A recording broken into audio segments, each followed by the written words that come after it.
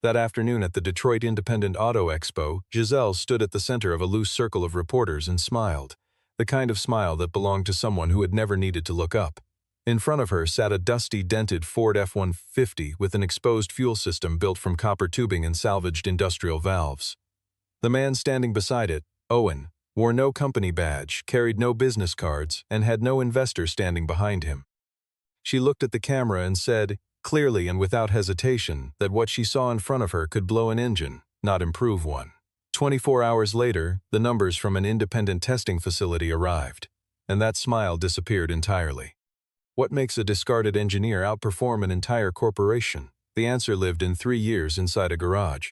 The garage Owen rented on the outer edge of Detroit's western industrial corridor had no air conditioning, no natural light worth mentioning, and a concrete floor that had absorbed decades of motor oil into something close to permanent stain. He had been working in it since a Tuesday morning in the spring 3 years earlier when he walked out of NextDrive Motors with a cardboard box under one arm and nothing in the other. The single overhead bulb cast everything in the color of old amber, and by the time Owen arrived each morning the space already smelled of copper flux, machine lubricant, and the specific burnt plastic scent that came from insulation tape being stripped by hand instead of with a tool. Carter, his oldest friend from a decade of shared shop floors, sat on an overturned crate near the door most mornings with a paper cup of coffee and the quiet patience of a man who had decided long ago that Owen was worth believing in even when the evidence was still being assembled. On the morning that mattered, Carter did not say much. He watched Owen move along the driver's side of the F-150 with the focused economical gestures of someone conducting a final inspection that was not really about doubt. It was about respect for the work itself. The system mounted inside that engine bay did not look like money. That was the first thing anyone noticed, and for most people it was also the last thing they processed before walking away. Sections of heavy-gauge copper tubing ran in clean parallel lines from a modified intake manifold to a pair of custom pressure regulators that Owen had machined himself from salvaged valve bodies sourced from an industrial HVAC auction 2 years earlier. Between them, a small mechanical actuator, hand-fitted into a bracket that had originally belonged to a mid-90s agricultural sensor housing, linked the pressure regulation circuit to a vibration-reading collar mounted directly on the engine block above the second cylinder. It looked improvised, it was not. Every weld joint, every compression fitting, every millimeter of tolerancing in that system had been calculated, tested, discarded, recalculated, and rebuilt. Owen ran his thumb along the lower pressure line the way a luthier might run a thumb along a seam, not checking for failure but verifying presence. The system was whole, it had always been whole. He had just needed the world to be ready to look at it. 3 years earlier, Owen had been the lead engineer on a fuel efficiency research team inside NextDrive's Advanced Propulsion Division. He had spent 26 months developing an adaptive fuel distribution model built around a key insight that the industry had consistently overlooked. Most modern injection systems optimized for instantaneous load conditions, but load itself was not instantaneous. It was cyclical, predictable in short windows, and the combustion chamber knew it before the ECU did.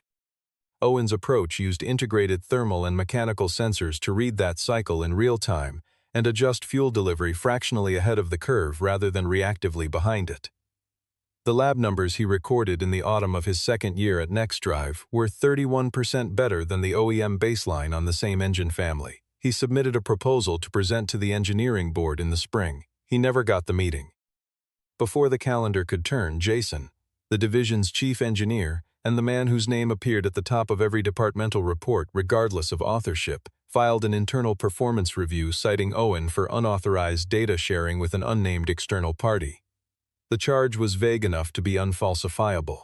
The HR process that followed lasted 11 days. Owen's badge was deactivated on a Wednesday. He did not sign anything admitting wrongdoing because there was nothing to admit. He simply left, carrying the one thing no termination letter could confiscate: the knowledge of exactly what he had built and exactly why it worked.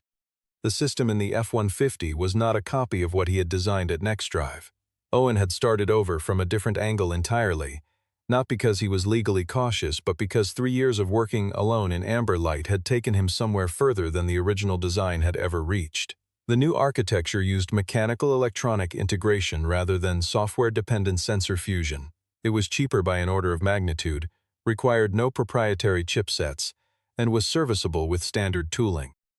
The vibration reading collar on the block was the heart of the system. It read combustion resonance patterns 60 times per second and fed that data to the mechanical actuator, which adjusted the pressure differential across the injection circuit before the next cycle opened. No learning algorithm, no cloud connectivity, no firmware updates. Just physics, applied with precision and patience. When Carter had first seen Owen's handwritten data from a solo test run on an empty industrial road outside the city, he had held the notebook for a long time without speaking. The numbers written there, ranging from 38 to 42% improvement over baseline, were not the kind of numbers that fit easily into existing categories. Carter had eventually put the notebook down, picked up his coffee, and said quietly that Owen needed to be careful. Owen had said he intended to be exactly that. On the morning of the expo, Carter asked him one last time whether he was certain he wanted to take the truck there, given that the Detroit Independent Auto Expo drew press, and press meant NextDrive would hear about it within hours. Owen had closed the hood of the F-150 with both hands evenly and looked at his friend with something that was not quite a smile but was in the neighborhood of one. He said that was precisely the reason. 31 floors above street level, in a glass-fronted conference room that looked out over the same Detroit skyline, Owen could sometimes see from his garage roof on clear evenings, Giselle was conducting a quarterly review in the manner she conducted all quarterly reviews. Standing at the front of the room, posture straight, one hand resting on the edge of the credenza behind her, voice flat and precise as a surveyor's line. She was 31 years old and had been CEO of NextDrive Motors for 2.5 years. She had not inherited the position and had not been handed it through connections or tenure.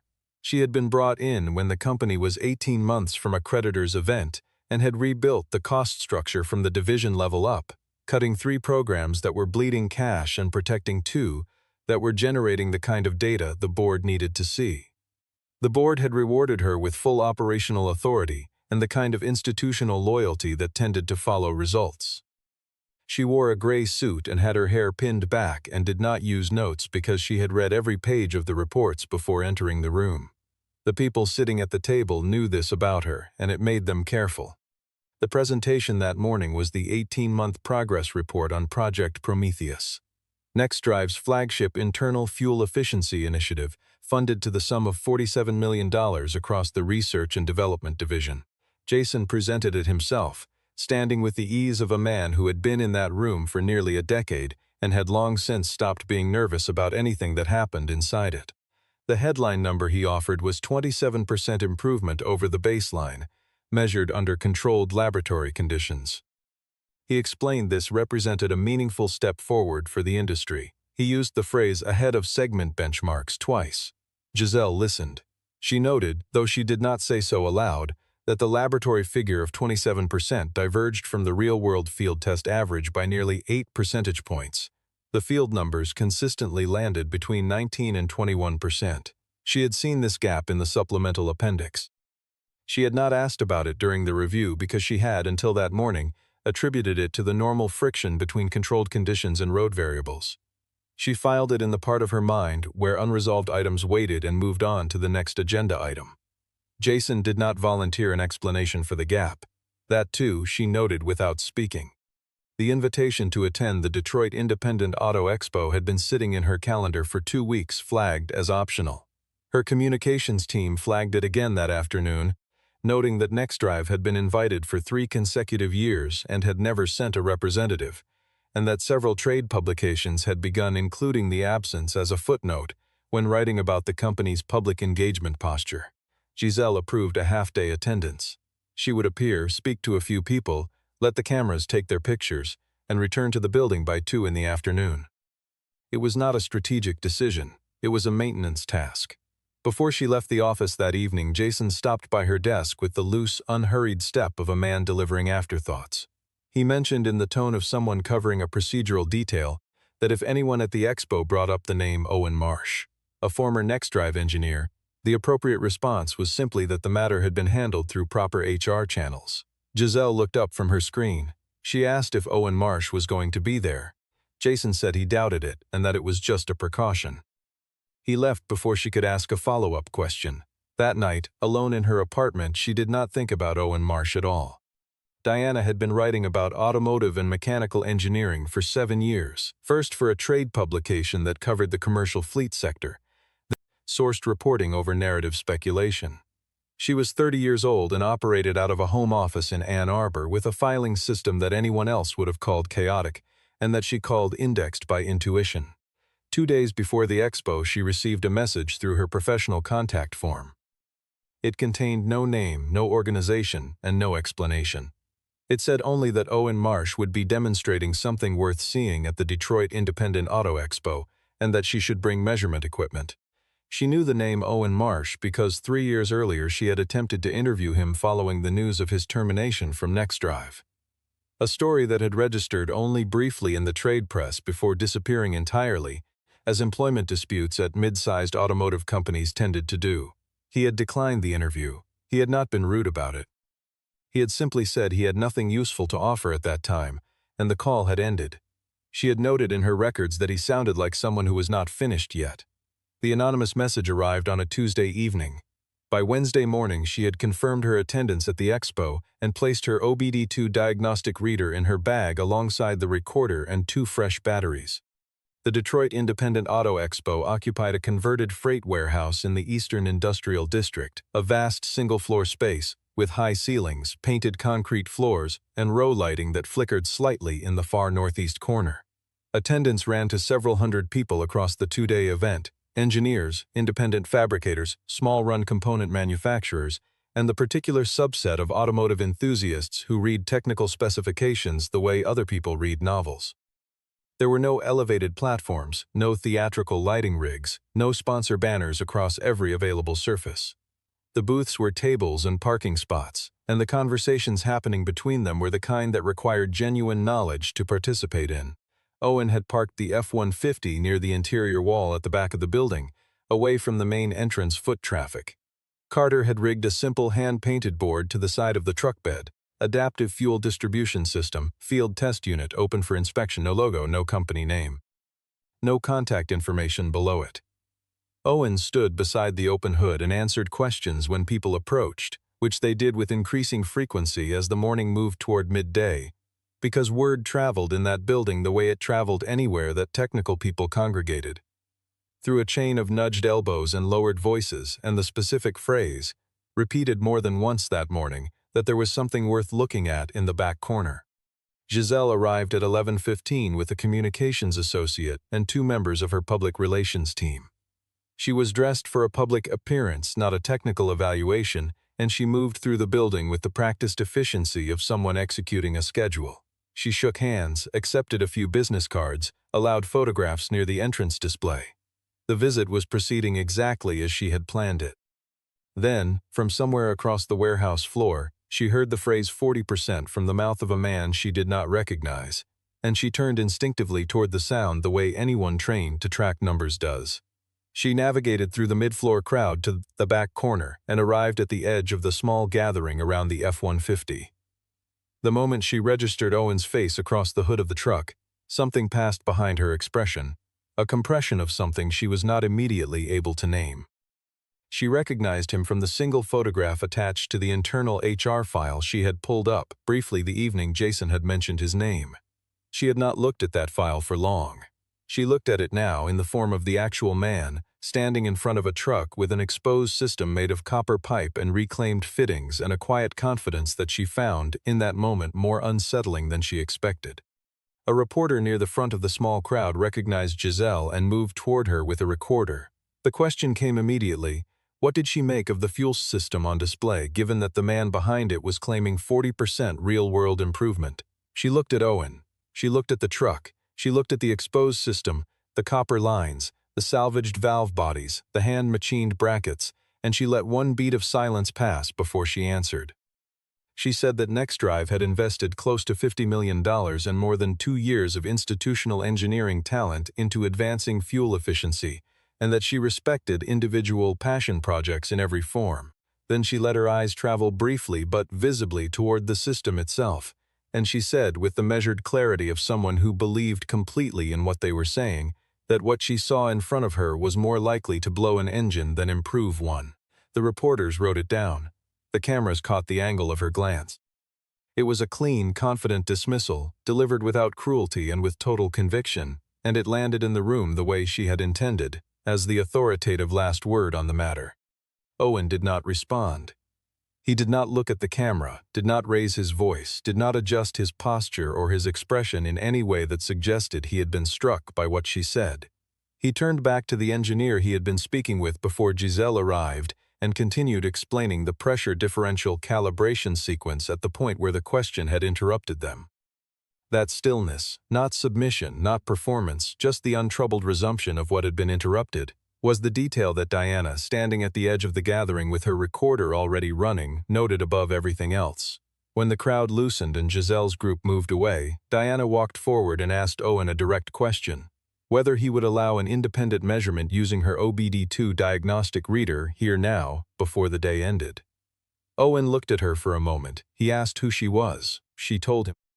He considered this for no more than 3 seconds and then said yes, and turned to Carter, who was already walking toward the driver's side door. The parking area behind the warehouse connected to a stretch of 2-lane service road that ran east along the edge of the freight district for about 1.5 miles before looping back through a series of light industrial blocks with 2 shallow grades and 1 longer flat section. It was not a controlled testing environment. That was, in one sense, its value. Diana ran the F-150 through 3 full circuits of that route with Owen's OBD2 port occupied by her reader and Carter keeping handwritten notes in the passenger seat while Owen stood outside on the loading dock and watched through the chain-link fence. He did not ask to ride along. He did not instruct Diana on how to drive. He had nothing to manage in that moment because the system either worked or it did not. And he had already answered that question for himself hundreds of times on hundreds of different road segments over 32 months in this city and 2 others. The first circuit produced a figure of 37.8% improvement over the baseline stored in the truck's ECU as the pre-installation reference measurement. The second circuit, which included the longer flat section at sustained moderate throttle, read 39.2. The third circuit, which Diana ran at a slightly higher average load with both shallow grades taken without coasting, returned 41.6. She parked the truck, sat for a moment without getting out, and looked at the 3 numbers on the reader's screen with the expression of someone deciding how much trust to extend to what they were seeing. She knew an OBD2 reader had limitations. She also knew it could not be made to lie by 38 to 42 percentage points in any direction that she was aware of. She got out of the truck and walked back to Owen and asked him to explain the core operating principle, not the engineering specification, but the actual logic of how it worked in plain language. He explained it without abbreviating and without inflating. Most fuel injection systems, he said, corrected for load after the fact. The engine demanded, the system responded, the next cycle was adjusted. The gap between demand and response was small in absolute terms but consistent and cumulative across thousands of cycles per minute. His system read combustion vibration patterns at the block, specific resonance signatures that preceded the next load state by a predictable interval, and used that reading to adjust fuel delivery before the cycle rather than during it. The mechanical actuator translated that information into a physical pressure differential change across the injection circuit without requiring any software layer between the sensor input and the physical output. No firmware, no wireless signal, no dependency on a processor that could be updated or corrupted or discontinued. Diana asked why he had used reclaimed components. Owen said that if a system only functioned with $10,000 proprietary parts, it was not a solution. It was a proof of concept that would never leave the lab. He had built this to be manufactured at scale for the cost of agricultural equipment, not aerospace equipment. Diana asked about NextDrive. Owen was quiet for a moment that was not uncomfortable but was clearly weighted. Then he said he had left NextDrive in the spring 3 years earlier and that the circumstances were documented in the company's HR records and that he had nothing useful to add to what was already on file. His voice did not change temperature when he said it. Diana did not press further that afternoon. What she did do 40 minutes later was call the director of Tech Verify, an independent vehicle performance certification laboratory in Ann Arbor that held accreditation from 3 federal agencies and whose measurements had been admitted as evidence in 2 separate automotive patent disputes, and request a formal test lot. The director told her the next available appointment was in 48 hours. She said she would take it and that she would personally cover the certification fee. Owen agreed to the Tech Verify test without negotiating the terms. He said only that he wanted no representatives from any major automotive manufacturer in the facility during the test, and that the results should be released simultaneously to all parties rather than given to any single party first. Diana agreed to both conditions. On the drive back across the city that evening, Carter asked Owen whether he was ready for what came after the numbers. Owen looked out the passenger window at the last light sitting on the river and said he had been ready for 3 years. Carter did not argue with that. Tech Verify occupied a low-profile building off a secondary access road outside Ann Arbor, distinguished from its neighbors only by the array of sensor-mounting posts in the rear lot and the calibrated dynamometer bay visible through the roll-up door at the east end of the building. The facility's lead certification engineer ran a standard pre-test inspection that lasted just over 2 hours and covered every system in the F-150 from the fuel tank forward, documenting the presence and configuration of Owen's adaptive distribution system and confirming that no modification had been made to the engine block, fuel injectors, exhaust system, or ECU baseline calibration. Owen stepped outside during inspection. Carter had brought a thermos and 2 cups. Neither of them spoke very much. The formal test protocol comprised 3 sequential cycles run on the facility's chassis dynamometer, an urban drive simulation, a highway steady-state run, and a combined mixed-load cycle that included simulated grade ascent under load. Each cycle was run twice with a full cool-down interval between runs to eliminate heat-soak variables. The OEM baseline for the same engine family, a 6.2-liter naturally aspirated unit, had been certified by the facility the previous year as part of an unrelated fleet evaluation and was on record in their system. The comparison would be made against that certified baseline, not against Owen's own pre-installation reference. The urban cycle results came back first, 38.4% improvement over the certified OEM baseline. The lead engineer, a careful man who had spent 19 years in emissions and efficiency certification and was not given to visible reactions, looked at the figure on his screen and ran the input data validation before writing anything down. The highway cycle returned 36.1%. The mixed-load cycle with grade simulation returned 43.7%. The weighted composite figure, calculated according to the EPA methodology, was 39.8%. The engineer ran both cycles a second time. The composite figure from the second run was 39.6%, within the normal repeatability margin. He looked at Owen when he came back inside to give the results in person, and he said something he rarely said in a professional context. That he would need the second confirmation run on record, not because he questioned the outcome, but because any result of this magnitude would be questioned by others, and he wanted the documentation to be clean. Owen said he understood completely. He shook hands with everyone in the facility. He thanked the engineer by name.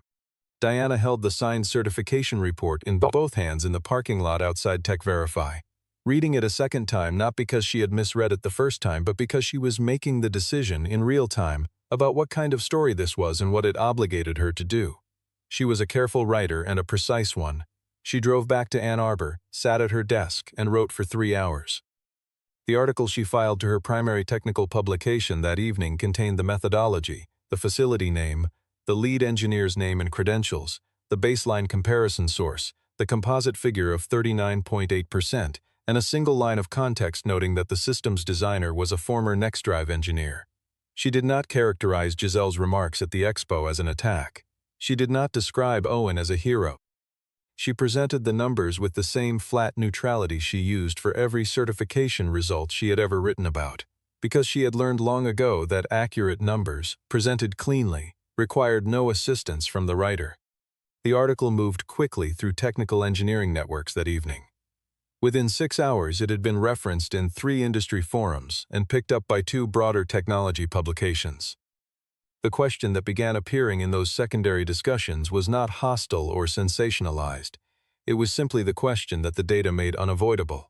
If $47 million in 18 months of institutional engineering had produced a real-world improvement of 19 to 21%, and a single independent engineer working in a rented garage had produced 39.8%, what explained the difference? No one in those discussions had an answer yet. But the question, once asked, did not go away. Jason saw the article at 9:40 that evening, forwarded to him by a junior member of the communications team who had been monitoring trade press mentions of NextDrive. He read it twice. Then he sat at his kitchen table for a while in the quiet and thought about a calculation that had nothing to do with fuel efficiency. The following morning, a competing technical publication received background briefing from an unnamed source close to NextDrive's engineering division, suggesting that Owen Marsh had been terminated for using proprietary company data without authorization, and that the system he was currently demonstrating was built on intellectual property that did not belong to him. The article ran 36 hours after Diana's piece. It did not name the source. It did not include a comment from Owen. It described his original termination in terms that implied guilt without stating it directly, which was the precise legal distance required to print it without attribution. Owen read the counter-article the evening it was published alone in the garage. He did not post a response anywhere. He did not call a lawyer that night. He walked to his workbench, opened the bottom drawer, and removed a folder he had kept in that drawer for 30 months without touching it. Inside were printed email threads from his time at NextDrive, dated, server-stamped, and in several cases showing exchange headers that included both his account and Jason's. There were handwritten data logs with date stamps predating Jason's internal submission by 4 months. And there was a screenshot of his original modeling spreadsheet, captured on a company workstation and timestamped by the server at 10:17 on a Thursday morning in the second year of his employment, 14 weeks before Jason filed his report. Owen had not collected this material as a weapon. He had collected it because he was an engineer and engineers documented their work, and because some part of him had understood. On the morning he walked out of NextDrive with that cardboard box, that documentation was the only form of memory that could not be rewritten by someone with a better title. Carter was the one who had sent Diana the data file. He had not told Owen. He had copied the relevant documents to a compressed folder from Owen's external drive one afternoon 3 weeks before the expo, when Owen had been outside in the alley checking a replacement fitting, and he had sent it from a free mail account to Diana's professional contact address with no name attached. He told himself it was support. He also knew it was the kind of support that works best when it operates without permission. The NextDrive board did not call an emergency session. What happened was quieter and more serious than that. The chairman sent individual messages to 4 board members requesting a working group call, and that call happened the morning after Diana's article had cleared 100,000 total views across all the publications that had run it. Giselle attended the call from her office with the door closed and the blinds angled down. The questions from the board were not accusatory. They were the questions of people who had spent their professional lives managing institutional risk and who recognized, in the tone of what they were reading, the particular shape of a problem that did not resolve itself. The chairman asked her one question directly and plainly. Was there genuine legal exposure here? Giselle told him she was currently assessing that. She was not yet able to tell him no. The internal inquiry she initiated the same afternoon was conducted by NextDrive's in-house legal team with an outside employment attorney present as observer. Jason came in, dressed the same way he always dressed, the calm of someone who had been in that building longer than most of the people asking him questions. He answered everything asked of him. He was articulate, consistent, and detailed. He did not look at Giselle when he answered the questions about Owen's original work. That was the only thing that broke the surface of his composure, and Giselle noticed it because she noticed everything, and because she had spent 3 hours the night before reading Owen's personnel file in full for the first time. Not just the termination summary but the original project documentation, the submission timestamps, the internal routing records, and the single line in the HR narrative that identified Jason as the sole witness to the alleged data-sharing violation. There was no second witness. There was no digital forensic record of the alleged external transmission. There was only Jason's written statement and the HR administrator's signature, and the HR administrator had left NextDrive 14 months after the termination. Giselle called Owen directly. She had gotten his number from the inquiry file. He picked up after 3 rings. She told him she wanted to meet, not as a representative of NextDrive, not with counsel present, not on the record. She said she was asking for herself. Owen was silent for 5 seconds. Then he asked if she knew where his garage was. She said she would find it. He told her 9 o'clock the following morning. She arrived alone and on time. Carter was there when she pulled up, and he nodded at her once and went to the far end of the garage and stayed there. Giselle stood inside the open bay door and looked at the space the way someone looks at a room that teaches them something about a person they thought they already understood. The whiteboard on the far wall was covered in equations written in different colors of marker, Some crossed out, some circled, some connected with arrows that traveled to the edges of the board and wrapped around the corner. There was no decoration. There was a workbench covered in labeled pegboard, and the F-150 parked neatly at the back. Owen was standing by the truck. He did not move toward her. He did not offer his hand. He waited. She asked him directly, standing just inside the door with her arms at her sides, whether his goal was to destroy NextDrive. Owen looked at her for a moment with an expression that was difficult to read because it contained something she had not expected. Not bitterness, not satisfaction, not anger. Just a kind of permanent steadiness, the expression of a man who had finished needing things from the outside world to feel level. He said his goal had always been to get this system into actual vehicles, driven by actual people, where the fuel efficiency numbers were not a lab artifact but a daily reality. He said if someone at NextDrive had done what he now suspected had been done, that was a problem between her and that person. It was not a problem between her and him. Giselle looked at the floor for a moment. Then she said she had laughed in his direction on camera in front of journalists. Owen said she had seen what she had been prepared to see. He said it without accusation. At the same temperature he said everything else. And somehow that flatness carried more weight than anger would have. Before she left, she asked one more question. She asked if his patent application had been filed. He said the application had been filed 14 months earlier and was currently under review. She looked at him once more, nodded once, and walked back to her car. She sat in the driver's seat for a moment before starting the engine. Then she called her attorney, not to discuss litigation against Owen, but to ask a precise question about the personal legal exposure of a senior officer who misrepresented the origins of intellectual property in an internal company submission. Her attorney told her it was a serious question. She said she knew. The NextDrive board completed its internal review in 31 days. The finding was not made public in full. What became known was a single line of corporate communication that appeared in the industry section of the financial press 6 weeks after the expo. Jason had departed NextDrive to pursue other opportunities. Readers of that particular formulation, and there were many in the industry who knew exactly what it meant, understood. No criminal referral was filed. The settlement terms, if there were any, were not disclosed. Jason disappeared from the professional visibility of the automotive engineering community in the way that people sometimes disappear when the alternative is worse. Quietly, with no press release, no farewell function, and no forwarding address given to colleagues. The United States Patent and Trademark Office approved Owen's patent application for the adaptive fuel distribution system 6 weeks after the TechVerify results were published. The approval notification arrived as a standard letter in his physical mailbox, the kind that comes in a plain windowed envelope with no outward indication of its significance. Carter printed it out at the library on Woodward Avenue and brought it back to the garage and taped it to the wall beside the whiteboard. Owen looked at it for a moment, said thank you, and went back to what he had been doing. NextDrive's formal contact came through a licensing inquiry filed by their legal department. It was professional, correctly structured, and arrived without any reference to the circumstances that had preceded it. Owen hired an intellectual property attorney, not the least expensive option he could find, and the two parties negotiated for 12 working days. Owen's 3 non-negotiable terms did not change across any of those 12 days: public attribution of the system's authorship in any implementation or marketing materials, a licensing structure rather than an outright assignment of rights, and an independent technical audit every 18 months to verify implementation fidelity. NextDrive's legal team pushed back on the first term twice and the third term once. Owen did not move on any of them.